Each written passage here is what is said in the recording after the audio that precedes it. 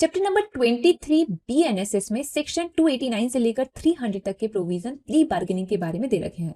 इनको ना आप हिंदी में पढ़ो 289 से 300 तक, क्योंकि यहाँ पे लगाएंगे अपन लोग एक ट्रिक। क्या इतना तो आपको पता है कि जो प्ली बार्गेनिंग वाले प्रोविजन है वो 200 के जो लास्ट की रेंज आती है ना और 300 की जो स्टार्टिंग की रेंज आती है वहीं कहीं पर है। इतना तो आइडिया हो गई। बाकी क्या लगाओ ट्रिक ये लगाओ कि जो निवासी होती है वो अपनी 100 साल की बुढ़ी नानी से क्या करती है, बार्गेनिंग करती है। आराम से याद हो जाएगा ये ट्रिक लगा के।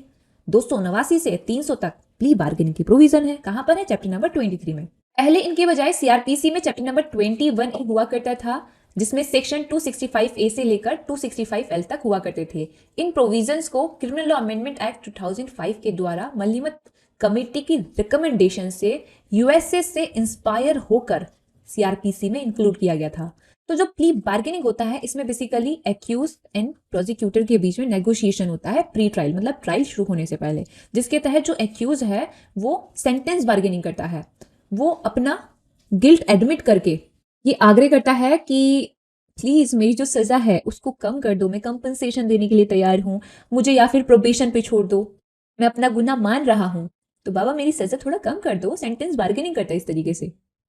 और जैसे कि यहाँ पर वो अपना गिल्ट एडमिट कर रहा है या कोई भी फैक्ट डिस्क्लोज कर रहा है या कोई भी बयान दे रहा है, ध्यान ये रखना है कि किसी भी अदर एग्जिस्टिंग लॉ में चाहे कुछ भी क्यों ना लिखा हो जाए भाड़ में, एक्यूज के द्वारा जो भी बातें यहाँ पर डिस्क्लोज करी जा रही हैं प्ली बार्गेनिंग की जब वो एप्लीकेशन फाइल कर रहा है उसमें, चाहे वो उसमें अपना गिल्ट ही क्यों ना कबूल कर रहा हो, वो चीजें प्ली बार्गेनिंग के चैप्टर के अलावा कहीं पर यूज ही नहीं की जा सकती हैं। और साथ ही आपने ये ध्यान रखना है कि जो प्ली बार्गेनिंग वाला चैप्टर है ये जेजे एक्ट के सेक्शन 2 में जो चाइल्ड या जुवेनाइल डिफाइन है उनके ऊपर भी अप्लाई नहीं होता है। बीएनएसएस का जो सेक्शन 289 है जहां से स्टार्ट हो रहा है प्ली बार्गेनिंग का चैप्टर, इसका निचोड़ यह है कि जो प्ली बार्गेनिंग का ये चैप्टर है ये ऐसे ऑफेंसेस के ऊपर अप्लाई नहीं होता है जो डेथ सेंटेंस से पनिशेबल होते हैं या इंप्रिजमेंट फॉर लाइफ से पनिशेबल होते हैं या 7 साल से ज्यादा के इंप्रिजमेंट के लिए पनिशेबल होते हैं, और ना ही ऐसे ऑफेंसेस के ऊपर अप्लाई होता है जो कि कंट्री की सोशो इकोनॉमिक कंडीशन को अफेक्ट करने वाले ऑफेंसेस होते हैं। और ऐसे ऑफेंसेस होते कौन से हैं वो बताएगी सेंट्रल गवर्नमेंट नोटिफिकेशन पास करके।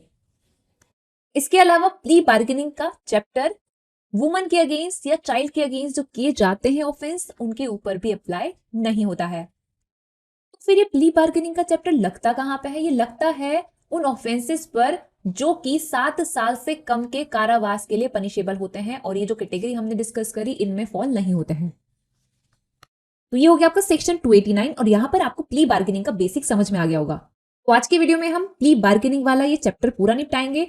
अगर आप प्रिपेयर कर रहे हैं जुडिशरी, एपीओ या किसी भी लॉ से रिलेटेड एग्जाम के लिए और आपके एग्जाम में BNSS, BSA, BNS, TPA, CPC या कोई भी सब्जेक्ट जो लिस्ट में मेंशन है वो अगर पूछा जाता है, जिसके मैंने बनाए हुए हैं नोट्स, चाहे एमसीक्यू टाइप ऑफ क्वेश्चंस आते हों या फिर आते हों डिस्क्रिप्टिव टाइप के क्वेश्चंस, सब जगह जो नोट्स मैंने बनाए हुए हैं वो आपको हेल्प करने वाले हैं।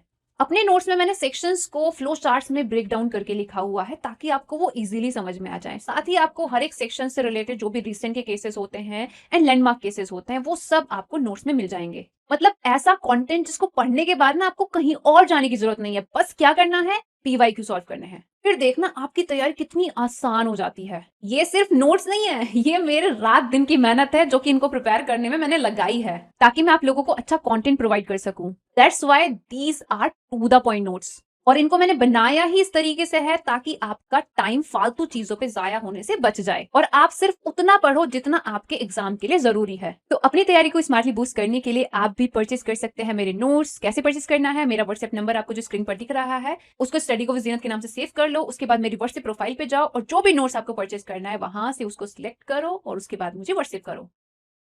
तो यहाँ पर आपको ये चीज तो क्लियर हो गई होगी कि प्ली बार्गेनिंग होता क्या है और उसके प्रोविजन बीएनएसएस में कहां पर दे रखे हैं। ये भी आपको क्लियर हो गया कि कहां पर अप्लाई होता है, और इस कॉन्टेक्स्ट में हम लोगों ने सेक्शन 289 पढ़ लिया, सेक्शन 300 पढ़ लिया, और मैंने सेक्शन 299 भी आपको बता दिया कि क्या बात करता है वो। अब यहाँ पर क्वेश्चन ये आता है कि प्ली बार्गेनिंग के लिए जो एप्लीकेशन करी जाएगी वो एक्यूज कौन से कोर्ट में करेगा, कितने टाइम के अंदर करेगा, उसके अंदर क्या कंटेंट वो मेंशन करेगा, और जब वो एप्लीकेशन कोर्ट को रिसीव होगी तो कोर्ट क्या एक्शन लेगी, ये सारी बातें सेक्शन 290 में बता रखी है। तो सबसे पहले कह रहे हैं कि जिस कोर्ट में एक्यूज का ऑफेंस पेंडिंग में है उस कोर्ट में वो लगा सकता है प्री बार्गेनिंग की एप्लीकेशन, कितने टाइम के अंदर, फ्रेमिंग ऑफ चार्जेस की तारीख से 30 दिन के अंदर।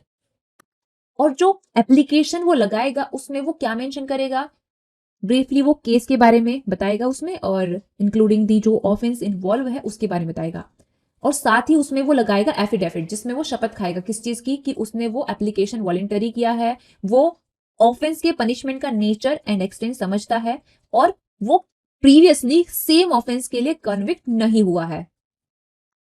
जैसे ही कोर्ट को ये एप्लीकेशन मिलेगी, कोर्ट क्या करेगी, डेट फिक्स करेगी और उस डेट पर अपीयर होने के लिए नोटिस भेजेगी पब्लिक प्रोसिक्यूटर को या फिर कंप्लेनेंट को एंड एक्यूज को।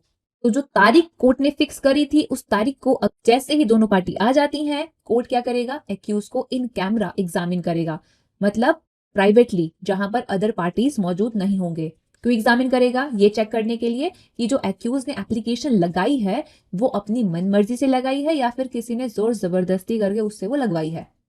तो अगर कोर्ट ये पाता है कि जो एप्लीकेशन लगाई है वो इनवॉलेंटरी है, उससे जोर जबरदस्ती से लगवाई गई है, या फिर जो एक्यूज है वो प्रीवियसली सेम ऑफेंस के लिए कॉन्विक्ट हो चुका है, in that situation pre bargaining की एप्लीकेशन कोर्ट रिजेक्ट कर देगा और फिर उस स्टेज से ट्रायल में प्रोसीड करेगा जिस स्टेज में आई थी एप्लीकेशन फॉर प्री बार्गेनिंग। लेकिन वहीं अगर जब इन कैमरा कोर्ट एग्जामिन कर रही है एक्यूज को और वो पाती है कि उसने एप्लीकेशन वॉलेंटरी लगाया था, तो तब कोर्ट क्या करेगी, एक्यूज एंड पब्लिक प्रोसिक्यूटर या फिर कंप्लेनेंट इनको 60 दिन का टाइम देगी, किस चीज के लिए, to work out a mutually satisfactory disposition of the case. यानी कि ये इस चीज के ऊपर काम करे कि किस तरीके से म्यूचुअली ये केस को डिस्पोज ऑफ करवाना चाहते हैं, जिसमें ये चीज भी ये इंक्लूड कर सकते हैं कि व्हाट अमाउंट ऑफ कंपनसेशन और एक्सपेंसेस वगैरह विक्टिम को बाय द एक्यूज दिलवाए जाने चाहिए। तो इस चीज के लिए 60 दिन का टाइम दे देगा, किसको दे रहा है, पब्लिक प्रोसिक्यूटर या कंप्लेनेंट एंड एक्यूज को।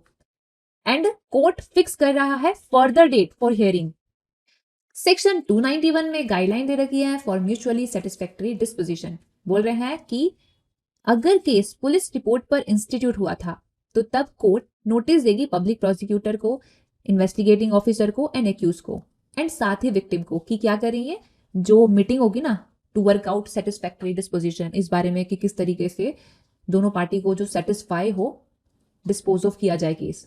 ओके, तो इसकी मीटिंग करने के लिए पुलिस रिपोर्ट पर जो इंस्टीट्यूट होता है केस, उसमें कोर्ट नोटिस देती है किस किस को, पब्लिक प्रोसिक्यूटर को, इन्वेस्टिगेटिंग पुलिस ऑफिसर को, एक्यूज को एंड विक्टिम को।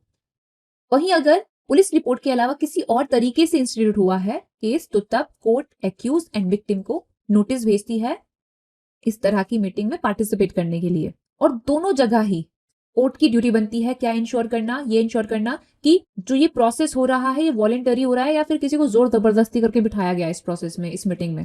साथ ही जो पुलिस रिपोर्ट पर इंस्टीट्यूट होता है केस, वहां पर एक्यूज को ये राइट होता है कि वो इस मीटिंग में वो अपने एडवोकेट को इंगेज करवा सकता है। वहीं जो पुलिस रिपोर्ट के अलावा किसी और तरीके से इंस्टीट्यूट हो रहा है, वहां पर विक्टिम को भी एक्यूज के साथ साथ राइट होता है कि अगर विक्टिम चाह रहा है तो विक्टिम, और अगर एक्यूज चाह रहा है तो एक्यूज क्या कर सकते हैं, अपने एडवोकेट के साथ पार्टिसिपेट कर सकते हैं। ये जो मीटिंग हो रही है ना to work out a satisfactory disposition, इस मीटिंग में। फिर सेक्शन 292 में ये जो म्यूचुअली सेटिस्फैक्टरी डिस्पोजिशन की मीटिंग हुई इसकी रिपोर्ट आएगी, सबमिट करी जाएगी कोर्ट को। और अगर इस मीटिंग में म्यूचुअली सेटिस्फैक्टरी डिस्पोजिशन नहीं हो पाया है तो तब कोर्ट इस बारे में अपनी ऑब्जर्वेशन रिकॉर्ड करेगी और प्रोसीड करेगी बीएनएसएस के प्रोविजंस के अकॉर्डिंग उस स्टेज से जिस स्टेज पर एक्यूज ने करी थी एप्लीकेशन प्ली बार्गेनिंग की कोर्ट में। ओके, वहीं अगर जो रिपोर्ट दी गई है उससे पता चलता है कि ओहो इनके बीच में हो गया म्यूचुअली सेटिस्फैक्टरी डिस्पोजिशन, तो तब कोर्ट क्या करेगी, इस चीज की रिपोर्ट तैयार करेगी एंड देन उस रिपोर्ट पे प्रिसाइडिंग ऑफिसर एंड जो भी अदर पार्टिसिपेंट्स थे मीटिंग के वो सब साइन करेंगे।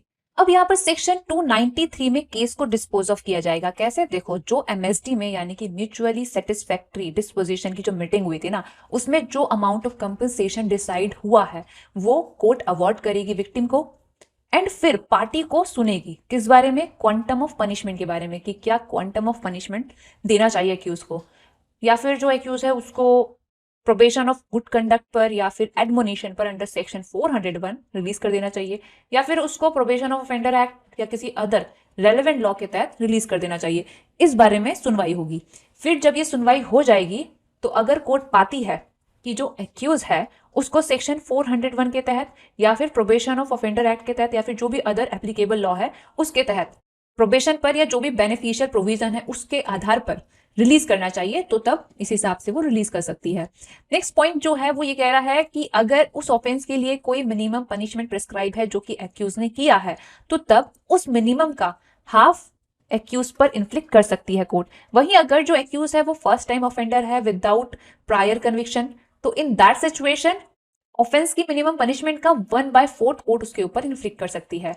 अगर ऑफेंस क्लोज बी में या क्लोज सी में फॉल नहीं हो रहा है तो इन दैट सिचुएशन कोर्ट ये देखेगी कि उस ऑफेंस का जो लॉन्गेस्ट पनिशमेंट है वो क्या है, फिर उस लॉन्गेस्ट पनिशमेंट का 1/4 कोर्ट इन्फ्लिक्ट कर सकती है एक्यूज पे।